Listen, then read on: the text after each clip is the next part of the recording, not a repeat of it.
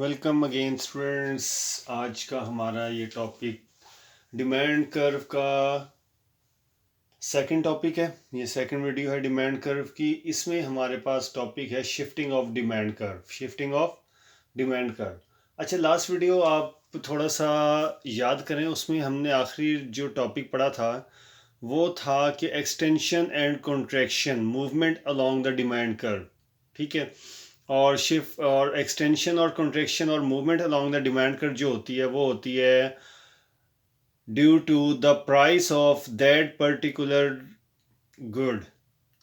आप सपोज करें कोई एक चीज़ है, उसकी प्राइस और उसकी डिमांड ले रहे हैं, तो उसकी प्राइस से डिमांड में जो चेंज आएगा वो हमारे पास कहलाएगा movement along the demand curve और extension and contraction of the demand curve. ये हमारी लास्ट वीडियो में था, आप उसको वो देख सकते हैं, उसमें डिटेल ये डिस्कस हुआ है। सेकंड टॉपिक इस चैप्टर में हमारे पास जो बहुत इंपॉर्टेंट है और वो है शिफ्टिंग ऑफ डिमांड कर्व। याद रख लें, शिफ्टिंग ऑफ डिमांड कर्व और एक्सटेंशन और कॉन्ट्रैक्शन ये दोनों वो टॉपिक्स हैं जो आमतौर पे स्टूडेंट्स आपस में मिक्स कर देते हैं और उससे कंफ्यूज हो जाते हैं। याद रख लें, ये दोनों मिक्स नहीं करने, इससे कंफ्यूज नहीं होना, बहुत इंपॉर्टेंट टॉपिक है। इसमें हमारे पास दो चीज़ें, एक होती है चेंज इन डिमांड, एक होती है चेंज इन क्वांटिटी डिमांड। पहले मैं आपको ये बता दूं, एक्सप्लेन कर दूं ताकि आपको फर्दर इजी हो। चेंज इन डिमांड क्या होता है? चेंज इन डिमांड होता है शिफ्टिंग की वजह से। शिफ्टिंग क्या होती है? देखें, शिफ्टिंग ऑफ डिमांड का हमारा ये टॉपिक है। हमारे पास हमने लॉ ऑफ डिमांड में जो अजम्पशंस पढ़ी थी, fashion, weather, taste, income etcetera, उसमें हमने कहा था कि these all factors are held constant. लेकिन अगर ये कांस्टेंट ना हो और इनकी वजह से कोई डिमांड कर्व में चेंज आ जाए तो उसको हम बोलते हैं शिफ्टिंग। देखें, हमारे पास ये है डिमांड कर्व डी डी, ठीक है। और इसमें हमारे सबसे पहले हम देखते हैं due to the other factors. Shifting होती क्यों है? Due to the other factors, दूसरे फैक्टर्स की वजह से शिफ्टिंग होती है। दूसरे फैक्टर्स की वजह से अगर क्वांटिटी डिमांड इंक्रीज होगी तो वो राइज कहलाएगा, अगर क्वांटिटी डिमांड डिक्रीज होगी तो ये फॉल कहलाएगा। दैट मीन्स अगर हमारे पास सपोज कर लें ये प्राइस है, ठीक है, 10, 20, 30, 40, 50, और हमारे पास क्वांटिटी डिमांड है 500, 400, 300, 200 एंड 100। ये वही टेबल है जो हमने एक्सटेंशन और कॉन्ट्रैक्शन में लिया। अब सपोज करें कि ये प्राइस और डिमांड जो है ये है हमारे पास आइस की, बर्फ़ की, ठीक है। और हुआ ये कि समर आ गया, गर्मियाँ आ गई और गर्मियों में हमने आइस की डिमांड बढ़ा दी।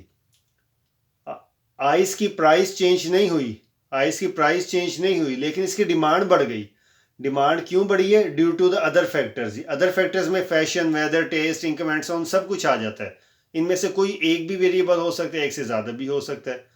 अब due to the other variable, due to the other factor हमारे पास डिमांड इंक्रीज हो गई। हम पहले इस प्राइस पर इतनी डिमांड कर रहे थे, अब हम इसी प्राइस पर 600 डिमांड कर रहे हैं, ठीक है। हम पहले 20 पर 400 कर रहे थे, अब हम 20 पर 500 कर रहे हैं। 30 पर 300 कर रहे थे, अब 400 कर रहे हैं। 40 पे 2 थे और अब हम आगे 300 पे।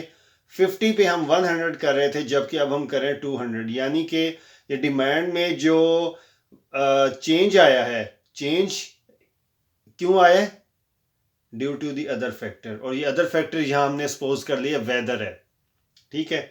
और हमारे पास डिमांड में ये राइज था, अब डिमांड हमारे पास फॉल भी हो सकती है। फ़र्ज कर लें हमारे पास इस प्राइस पर ये डिमांड है, हम 10 पे 600 ले रहे हैं, 20 पे 5, 30 पे 400, 40 पे 300 और 50 पे 200।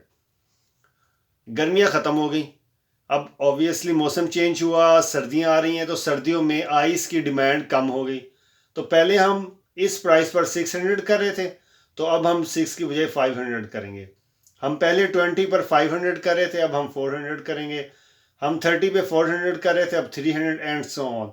तो ये हमारे पास डिमांड फॉल हुई है। हम एक ही टेबल में हमने राइज भी शो कर दिया, फॉल भी कर दिया। लेकिन स्टूडेंट्स, आप लोग एग्जाम में ये डिफरेंट टेबल बनाएंगे और डिफरेंट टेबल भी बना सकते हैं, उसके ज़रिए भी एक्सप्लेन करेंगे। आपने पहले ये टेबल बनाना है, इसको एक्सप्लेन करना है, इसको थ्योरी लिखनी है, उसके बाद आपने आ जाना है डायग्राम की तरफ। जी, अब ये डायग्राम देख लें कि आपके पास पहले ये प्राइस और ये क्वांटिटी डिमांड थी, और उसके बाद वेदर की वजह से ये आपके पास न्यू आपके पास आ गए वैल्यूज़ किसकी, क्वांटिटी डिमांड की, और ये राइज हुआ। फिर हमने सपोज किया ये हमारे पास ओरिजिनल या एक्चुअल वैल्यूज़ हैं, न्यू हमारे पास ही हैं, तो ये फॉल आ गया।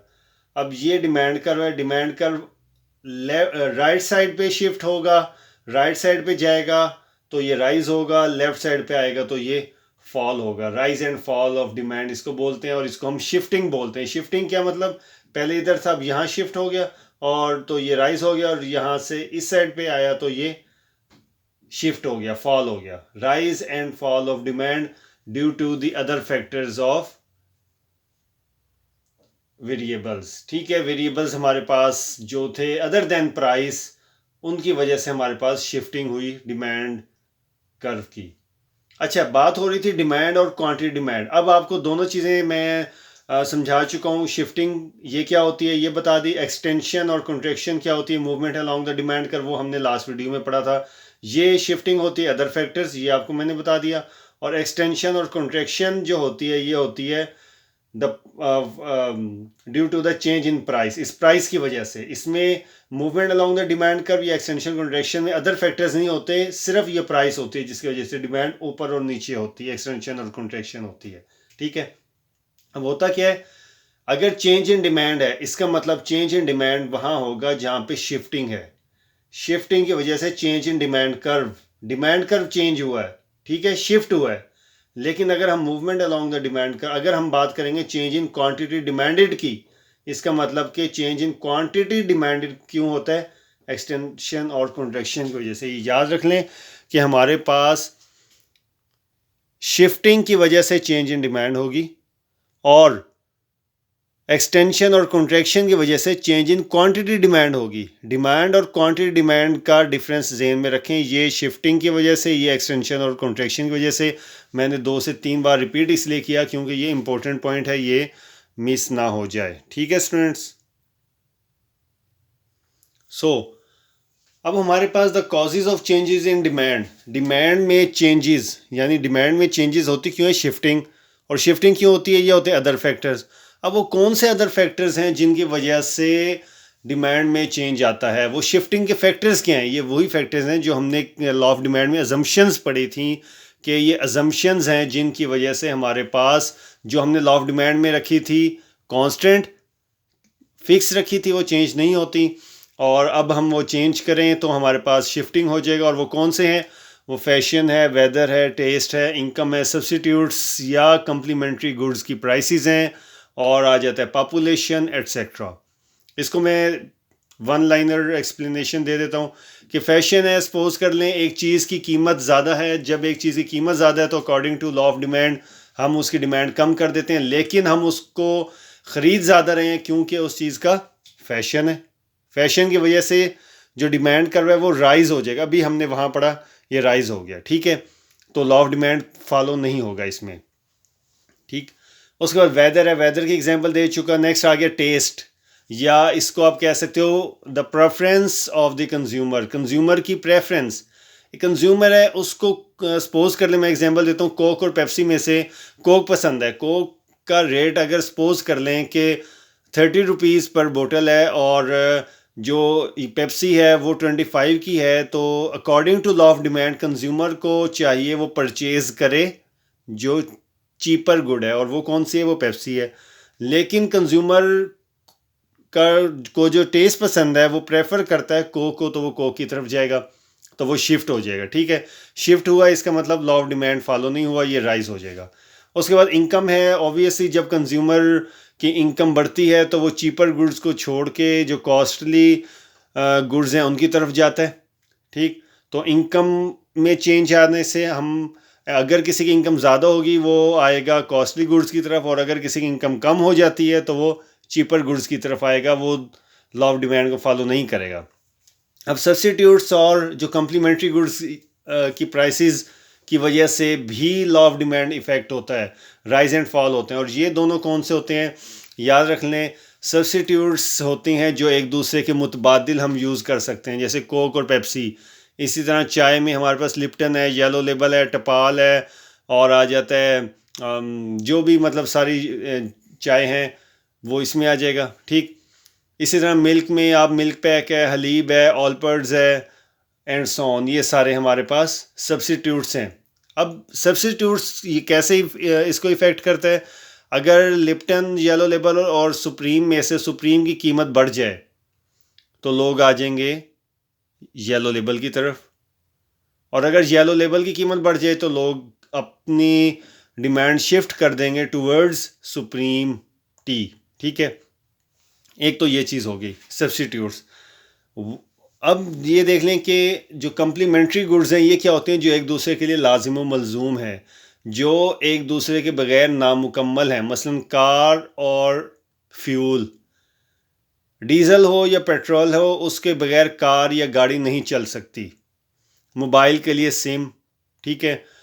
इसी तरह ये सारी चीज़ें हैं। अब एक के बगैर दूसरी नामुकम्मल है। अगर कार आपने ले ली है, कार चलाने के लिए ऑब्वियसली आप उसको धक्का नहीं लगाएंगे, उसके लिए आपको फ्यूल डालना ज़रूरी है। अब अगर कार की कीमतें कम हो गई, कार की कीमतें कम हो गई यानी कि गाड़ियाँ सस्ती हो गई, लोगों ने ज़्यादा ख़रीदी तो वो फ्यूल ज़्यादा डिमांड करेंगे। क्यों? क्योंकि गाड़ियाँ जब ज़्यादा बिकेंगी, ज़्यादा लोग इस्तेमाल करेंगे, ज़्यादा चलाएंगे, तो जो फ्यूल है वो ज़्यादा इस्तेमाल होगा, तो फ्यूल की प्राइसेस को देखे बगैर फ्यूल की डिमांड बढ़ जाएगी, और ये है कम्प्लीमेंट्री गुड्स की वजह से, ठीक है।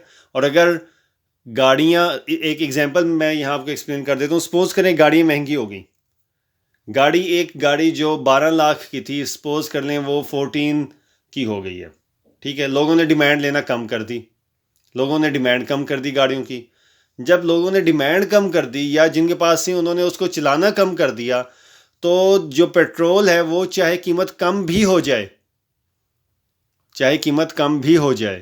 वो क्या करेंगे, फ्यूल की कंजम्पशन कम करेंगे। क्यों? क्योंकि गाड़ियाँ महंगी हैं, लोग नई गाड़ियाँ नहीं ख़रीद रहे। ये होती है कम्प्लीमेंट्री गुड्स। इसी तरह जो पॉपुलेशन है, ये पॉपुलेशन पर भी शिफ्टिंग और राइज एंड फॉल हमारे पास डिपेंड करती है। ये थे वो कॉजेज़ या जो अजम्पशंस हमने लॉ ऑफ डिमांड में पढ़े थे, उनकी एक्सप्लेनेशन आप लिखना चाहें तो वन लाइनर ये इसकी एक्सप्लेनेशन हो सकती है। ओके, नेक्स्ट हमारे पास है limitations of demand curve. Demand curve की कुछ हमारे पास लिमिटेशंस हैं कि वो लिमिटेशंस यानी कि डिमांड कर्व या लॉ ऑफ डिमांड जो है वो किन चीज़ों पर अप्लाई नहीं होता जी। अब जैसे हमने फैशन, वेदर, टेस्ट, इनकम रखा था, तो इस पे तो हमने सपोज कर लिया था ये कांस्टेंट है, लेकिन कुछ ऐसी चीज़ें जिनके ऊपर लॉ ऑफ डिमांड अप्लाई नहीं होता। वो कौन सी चीज़ें हैं वो हम देख लेते हैं, ठीक है। यहाँ हमारे पास डिफरेंट बुक्स में डिफरेंट हमारे पास लिमिटेशंस दी हुई हैं, लेकिन अगर अब देखें तो 2 मेन लिमिटेशंस हैं, यही आप लिख लें। बाकी जो है वो फर्दर बुक्स में, हर किसी बुक में दी हुई है डिफरेंट। सबसे पहले इन्फीरियर गुड्स, याद रख लें कि इन्फीरियर गुड्स पे लॉ ऑफ डिमांड अप्लाई नहीं होता। लॉ ऑफ डिमांड होता क्या है कि अगर किसी चीज़ की कीमत बढ़ रही है तो डिमांड कम होगी, और अगर किसी चीज़ की कीमत कम हो रही है तो उसकी डिमांड बढ़ जाएगी, वाइस वर्सा, यानी एक दूसरे के ऑपोजिट है, नेगेटिव रिलेशनशिप होता है। लेकिन इन्फीरियर गुड्स में ये केस नहीं होता, ठीक है, क्योंकि एक चीज़ जो है ही इन्फीरियर, उसके ऊपर कोई लॉ अप्लाई ही नहीं हो सकता। वो कितनी उसकी प्राइस कम है, एक बंदे के नज़दीक, मेरे नज़दीक सपोज कर लें एक ए पर्सन के नज़दीक लंडे का माल जो है, जो यूज्ड सेकंड हैंड चीज़ें होती हैं, वो इन्फीरियर है। और सपोज कर लें वहाँ पे एक जर्सी जो है 200 रुपये की मिलती है। अब लॉ ऑफ डिमांड कहता है अगर ये 200 से कम हो जाए, 100 रुपये की हो जाए, तो उसकी डिमांड बढ़ जाएगी। वो 200 से कम होकर 100 रुपये की हो जाती है लंडे की जर्सी यूज्ड जो है, लेकिन वो ए पर्सन के नज़दीक वो इन्फीरियर है। वो चाहे उसको मुफ्त भी मिले वो फिर भी नहीं इस्तेमाल करेगा, क्योंकि उसके नज़दीक वो इन्फीरियर है। इसलिए लॉ ऑफ डिमांड इसके ऊपर अप्लाई नहीं होता। Likewise highly Prestige valued goods जो होती हैं, land cruiser, limousine, diamond and so on, ऐसी सी चीज़ों पर भी अप्लाई नहीं होता। एक ए पर्सन है, उसकी इनकम कम है, वो डायमंड को अफोर्ड ही नहीं कर सकता। सपोज कर लें एक इसी तरह वो लेमोजीन BMW को अफोर्ड नहीं कर सकता। सपोज कर लें BMW की वैल्यू या उसकी कॉस्ट है 10 मिलियन, ठीक है। अब लॉ ऑफ डिमांड कहता है कि जब उसकी कीमत कम हो तो उसकी डिमांड बढ़ेगी। उसकी कीमत कम हो के 9 मिलियन हो सकती है, फ़र्ज़ करें 9 मिलियन होगी। अब जो ए पर्सन है वो पहले ही गरीब है, उसके लिए क्या 9 मिलियन या क्या 10 मिलियन, उसके लिए तो सेम बात है, इसलिए वो उसकी डिमांड भी नहीं करेगा। लॉ ऑफ डिमांड उसके ऊपर भी अप्लाई नहीं होता है, एंड सो ऑन। ये दो मेन लिमिटेशंस हैं, ये एक्सेप्शंस हैं। एक्सेप्शंस वो चीज़ें होती हैं जिनके ऊपर लॉ ऑफ डिमांड अप्लाई नहीं होता। So this lecture all about the shifting of demand curve, ठीक है। शिफ्टिंग ऑफ डिमांड कर्व क्यों होती है वो मैंने बता दिया, due to the other factors. So, see you in next video. Thank you.